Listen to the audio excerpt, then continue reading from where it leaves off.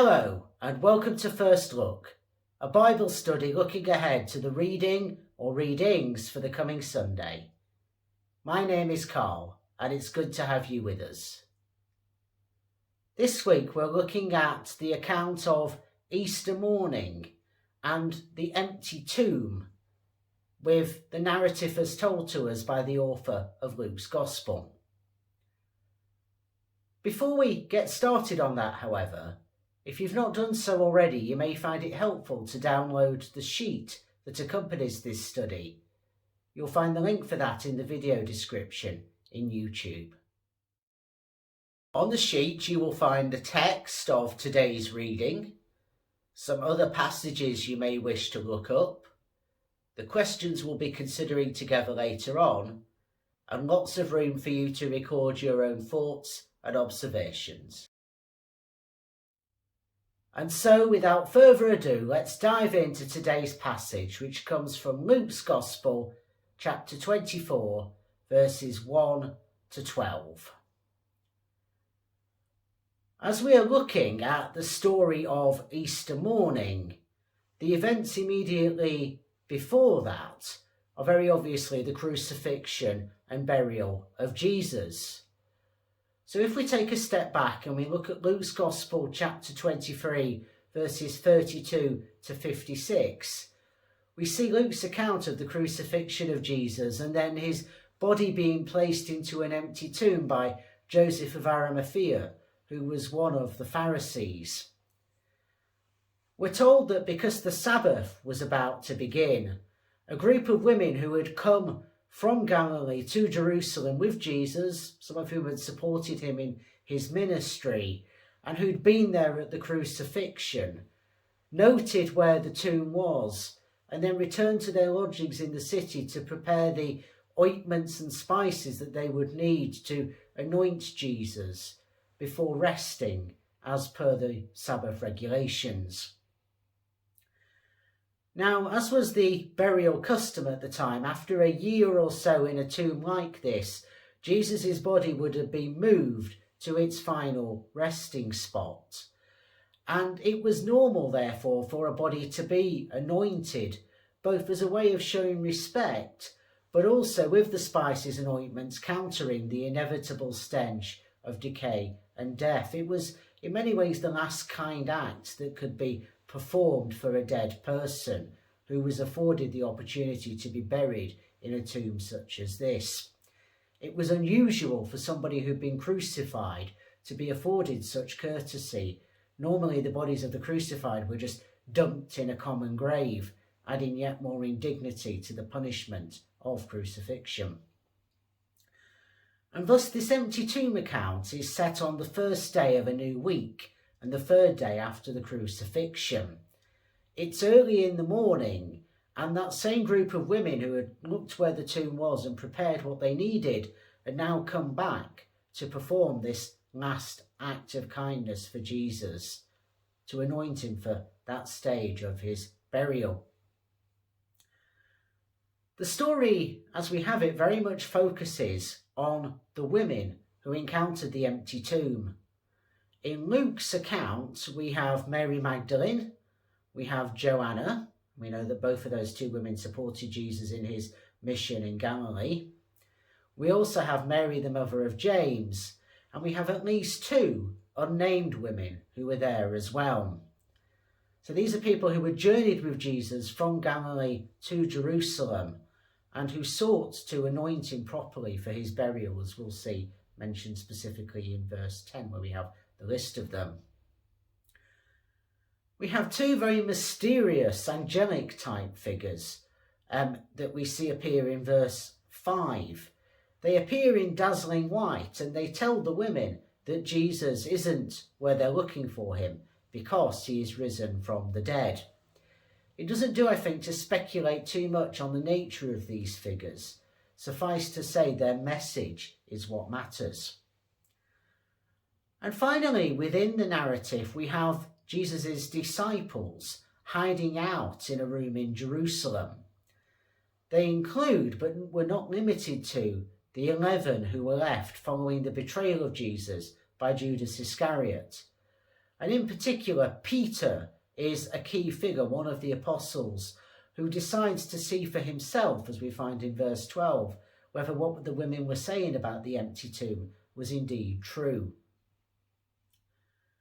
Now we know that Luke's Gospel was the third of the four to be written around 80 to 85 of the Common Era, and it was written to a predominantly Gentile audience and as volume 1 of a two-part work, where the second volume was the book of Acts.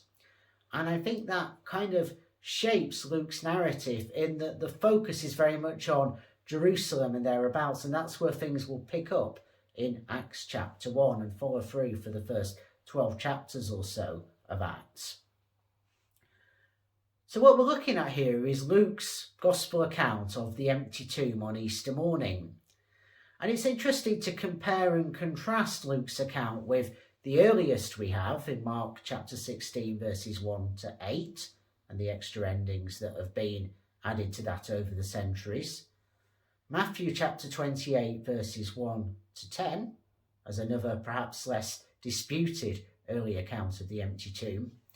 And then finally, the longest and most in-depth account, as it were, from John's Gospel, chapter 20, verses 1 to 18, where the focus is very much on one of those women Luke tells us was at the tomb, i.e. Mary Magdalene. Now, while all four of these empty tomb accounts have their own emphases, all agree that the discovery of the empty tomb happened on a Sunday, and that Mary Magdalene was quite definitely present. Luke's Gospel throughout has tended to focus on the stories and accounts and interests of women, and so perhaps it's not surprising that Luke's version of the empty tomb story includes the largest number of female witnesses. As I say, from verse 10 we know that there were at least 5 of them, and stepping back to chapter 8 verses 2 and 3, we know that many of them are bankrolled Jesus' Galilean ministry, so they were significant figures. And as chapter 23 verse 49 makes clear, unlike the men, they had been present at the crucifixion. So Luke's Gospel is one that features multiple accounts of women's stories, and many of which are not found in any of the other Gospels, very much at this point makes the women front and centre, and it makes clear that the first apostles, the first witnesses to the resurrection, were a group of women. And it's particularly significant given that at that time women weren't able to give testimonies in court because they were not considered to be reliable witnesses.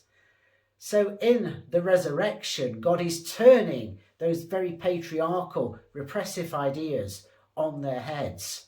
Alas, it took a long time for the church to really catch up with the implications of that and allow women to be in senior leadership roles. And of course, that's not true in all denominations. So there's still a way to go yet to fully realise the implications of it being female witnesses to the empty tomb. The Easter morning account, as we have it, is quite a confusing one. It brings more confusion than it does clarity. And that's a real challenge as a preacher. How do you be true to the confusion that we find in these accounts and the fear and the awe and the wonder, while also wanting to proclaim resurrection hope and Easter joy?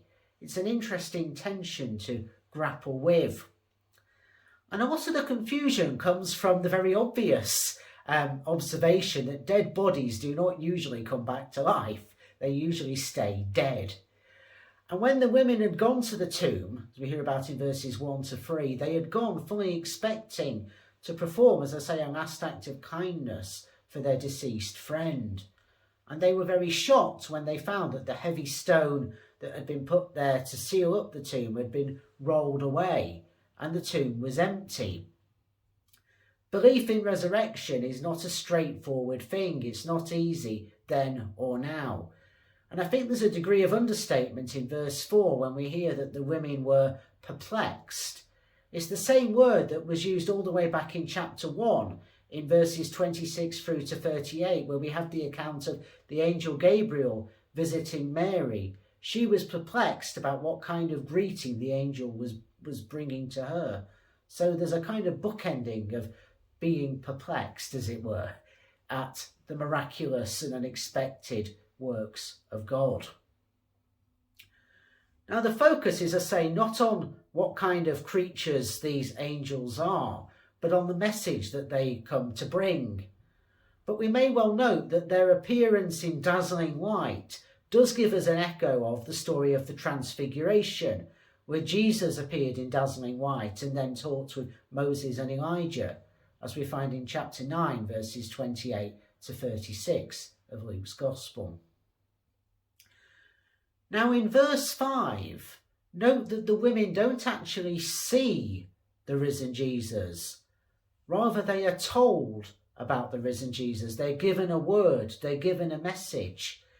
And actually there's something quite powerful if you think about that, because it shows that these at least 5 women who were gathered there are in the same situation that we are as disciples today. We are relying on the word of Scripture. They were relying on the word of the angel. So perhaps it gives us a kind of basis from which to go forward and to wrestle with the genuine difficulty of belief in resurrection. Perhaps it gives us a catalyst for examining why sometimes we might be, as a generation of people, very sceptical about these matters.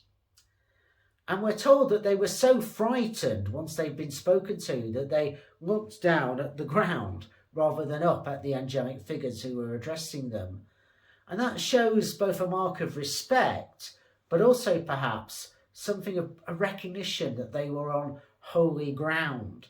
We might think back to Exodus chapter 3 and the story of Moses and the burning bush at this point, perhaps. Now the women were reminded, as we see in verses 6 and 7, of the teaching that they had received from Jesus back in Galilee. That reminds us of how they journeyed with him. The title, the Son of Man, is used for Jesus by these angelic figures. And this was Jesus' favourite title for himself, evoking the figure coming on the clouds and the vindication of Israel that we find in Daniel chapter 12. And in talking about the Son of Man dying and then being raised on the 3rd day, we have an echo of Jesus' predictions about himself that we find first off in Luke's Gospel in chapter 9, verse 22. And there's an aspect of this reminder that the women are given which is unique to Luke's account, which is this business of being handed over to sinners. It builds on Jesus' earlier claims, and indeed it takes us forward into what we'll find preached by figures like Peter, for example, in the book of Acts. Now, having had their memories jogged, as we hear about in verse 8, the women headed back to Jerusalem and to where the 11 and the other disciples who were with them were hanging out, and they told them what they had seen. And in verse 10 we get the list of the witnesses, and then we move to perhaps the most disappointing act of this story in verse 11, in that we hear that the men dismissed what the women had to tell them as just idle talk or a tall tale, depending on what translation you use. And this part of the narrative, being told that the men rejected what the women had to say as idle talk, is another feature which is unique to Luke's account. But Peter, it seems in this story, was an exception to that, in that we're told that he ran to the tomb to see for himself what was there, as we hear about in verse 12. And he found the stone rolled away as well, and he found the linen cloths that Jesus' body had been wrapped in there. But when he has this knowledge, yes, he goes home amazed, but he nonetheless goes home. He kind of quits the scene. It seems that he's still got a way to go before he fully trusts in the reality of the resurrection. Yet, as we see in Acts chapter 1, Peter does indeed take the lead in the life of the early church at that stage. He steps up into a leadership position relative to the other apostles gathered. So it's a fascinating account. As I say, it's interesting to compare and contrast with the earlier and later accounts that we have of the resurrection. And above all, perhaps, for all the various riches that we might draw out of it, there is this question of how do preachers handle the tension between the uncertainties and question marks of the empty tomb and wanting to proclaim fully Easter joy. That's among those things that we now wrestle with as we turn to our questions for today.